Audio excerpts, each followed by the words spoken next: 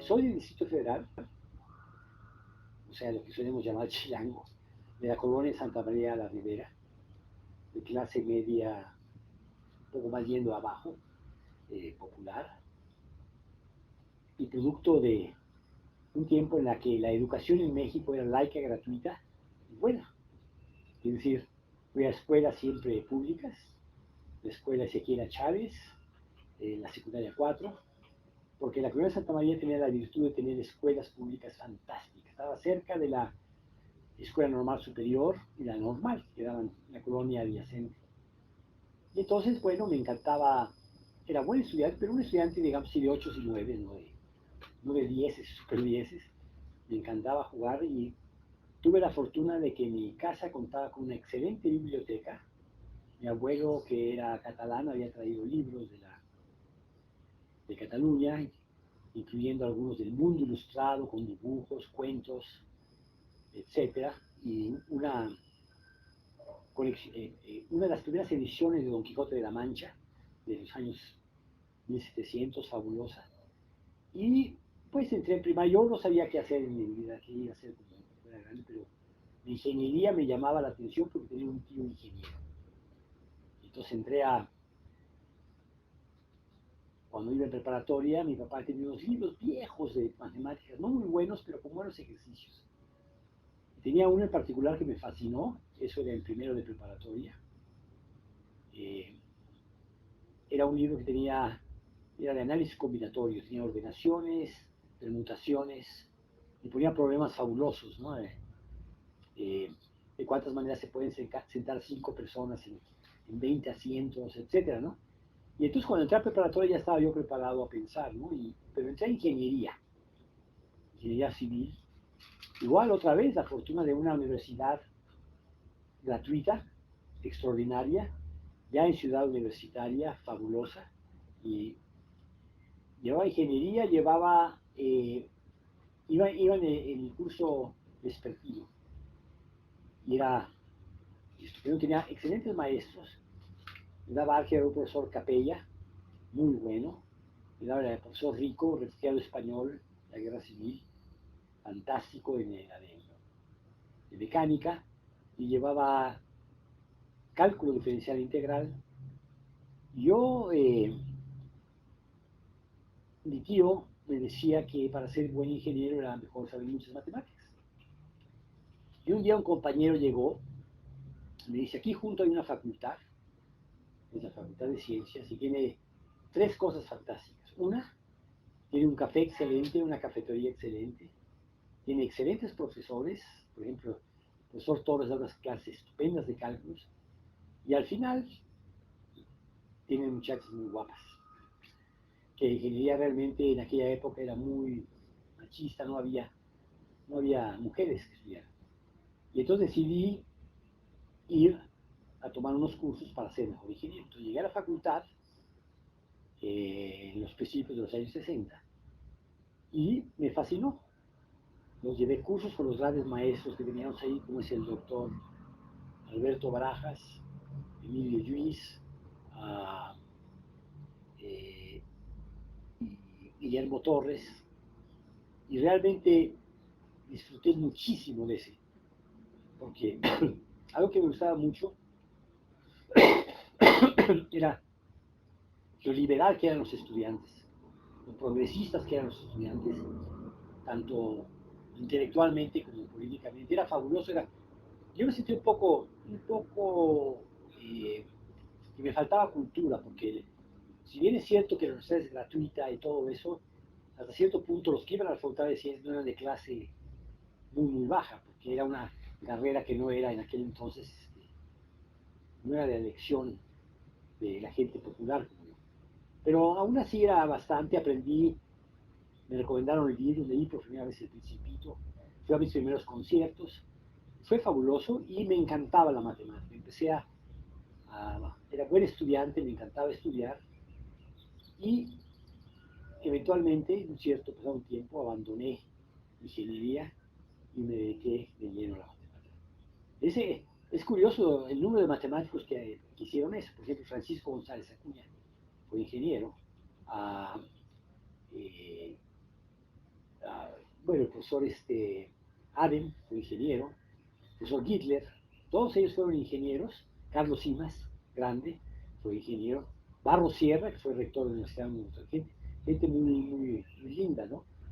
Eh, y entonces yo soy producto de la educación gratuita, laica y excelente que había en aquel entonces. Eso se ha deteriorado, como sabemos, por política, etcétera. Pero yo no quiero hablar de eso, pero es cierto que la educación realmente sí, sí hubo esa parte que la revolución nos dio, independientemente del gobierno que haya y de todo eso, sí nos dio, sí hay un cambio, ¿no? Soy producto de eso. Lo mismo que el seguro social, mi hermano lo curaron gratuitamente, eso. Que eso se haya deteriorado con el tiempo es otro problema, pero bueno.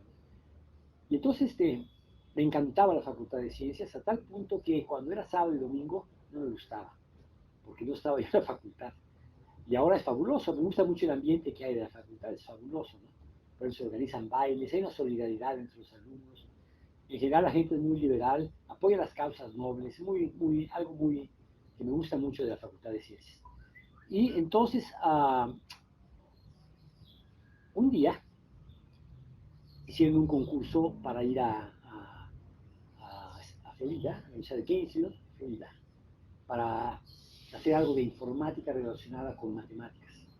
Lo organizaba el profesor Harold D. McIntosh. El profesor McIntosh es uno de los grandes pilares de la informática en México. Fue profesor en la Universidad de Puebla, en el Mérida, Puebla. Y se iban a ir a esta beca a Florida por 2 meses los mejores estudiantes. Debo aclarar que yo no me encontraba entre los 3 mejores, pero el primer lugar no quiso ir, el segundo lugar tampoco, y entonces yo quedé, ahora sí, me agarré del bar y fui junto con Manuel Barberán. Que Manuel Barberán es otra persona muy linda, después entró a la política del gobierno del Distrito Federal, excelente físico, y los dos nos fuimos a Florida, donde aprendimos una cantidad increíble de matemáticas. Y de hecho me da gusto decir, soy pionero del LISP. El LISP, que es el LISP Processor, es un programa más o menos modelado en una máquina de Turing, en la que se basa, por ejemplo, el LaTeX, todo lo que se hace en LaTeX, Word, eso, cortar, pegar, etc. Todo eso es una cosa maravillosa.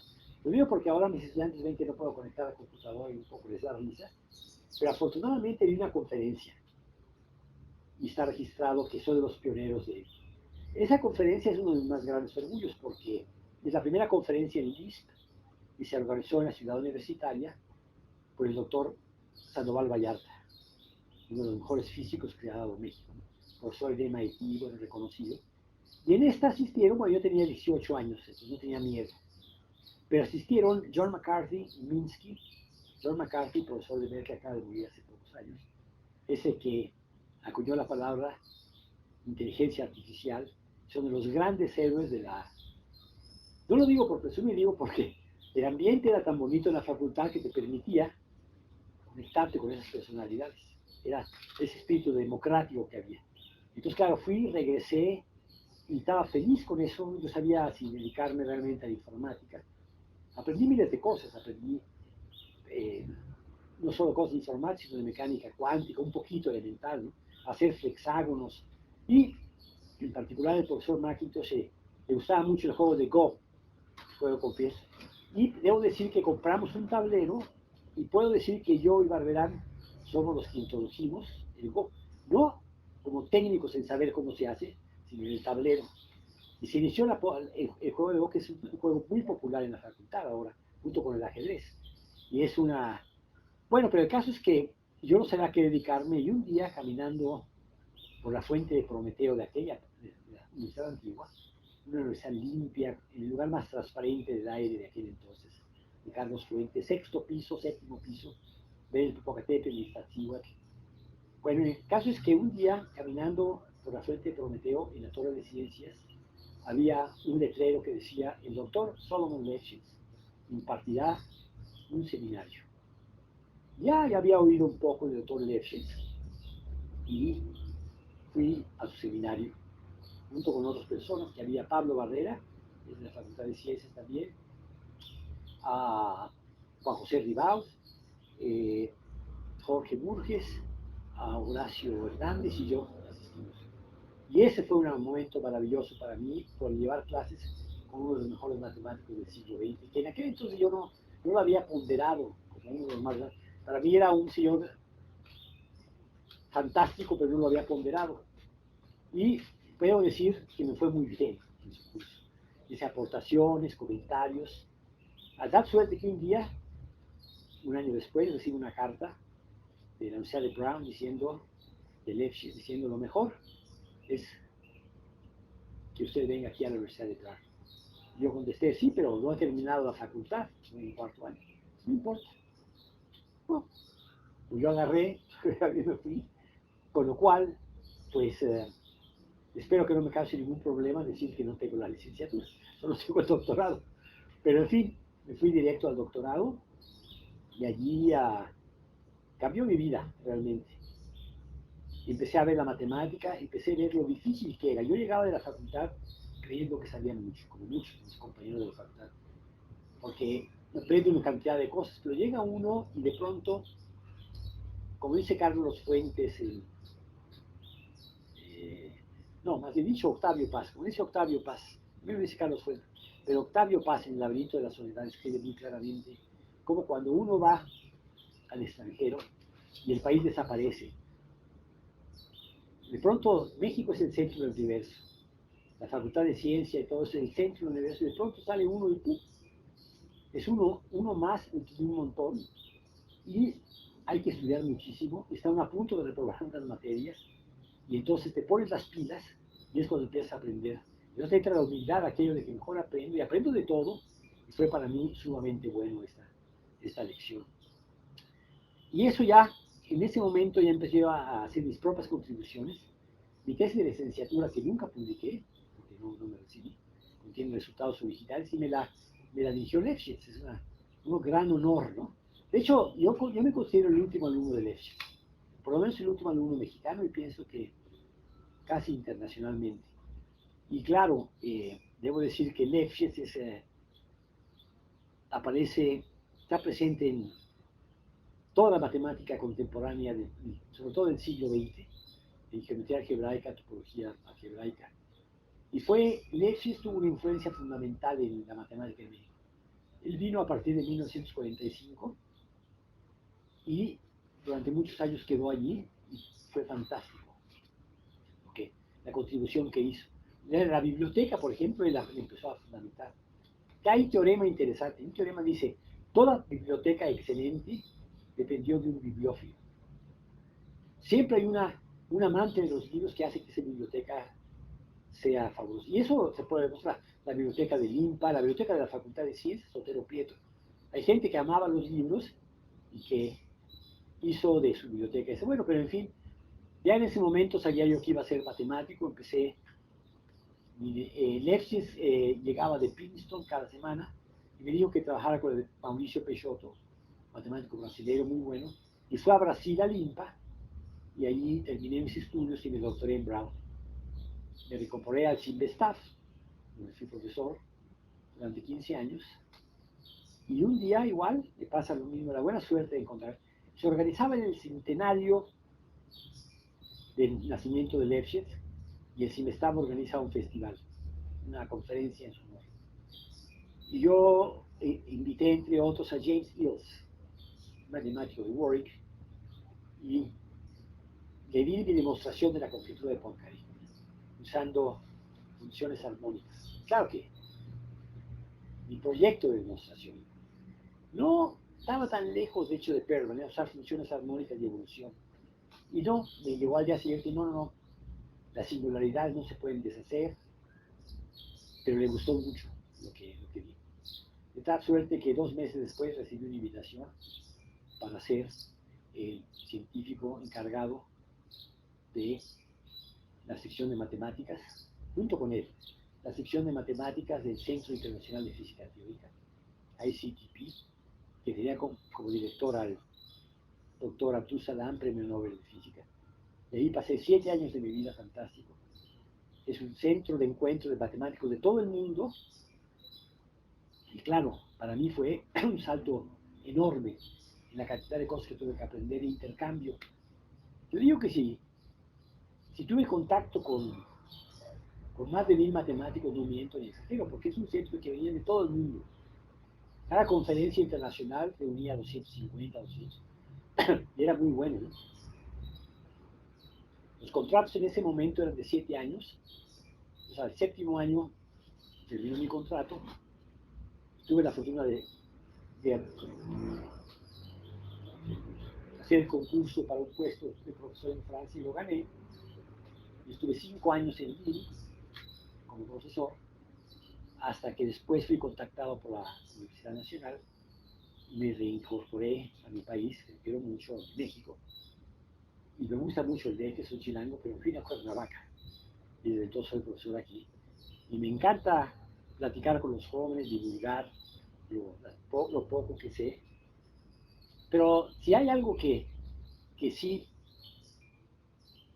creo que tengo, es muy malo hablar de, es que creo que sí propago un poco el entusiasmo siendo por mí. Eso porque me lo han dicho, ¿no?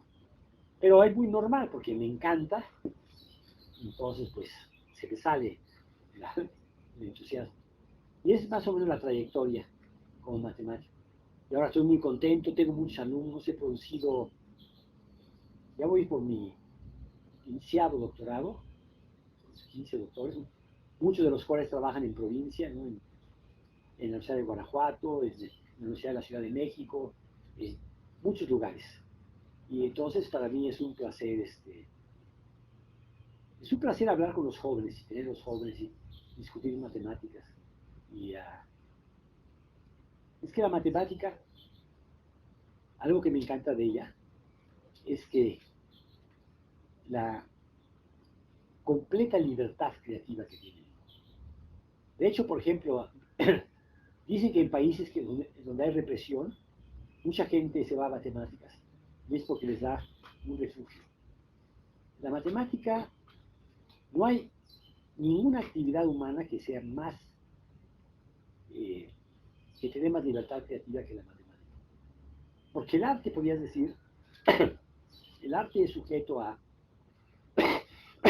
censura, puede ser sujeto a censura.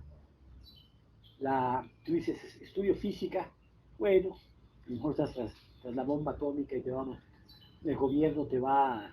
Pero la matemática no, la matemática tiene por lo menos hasta el momento.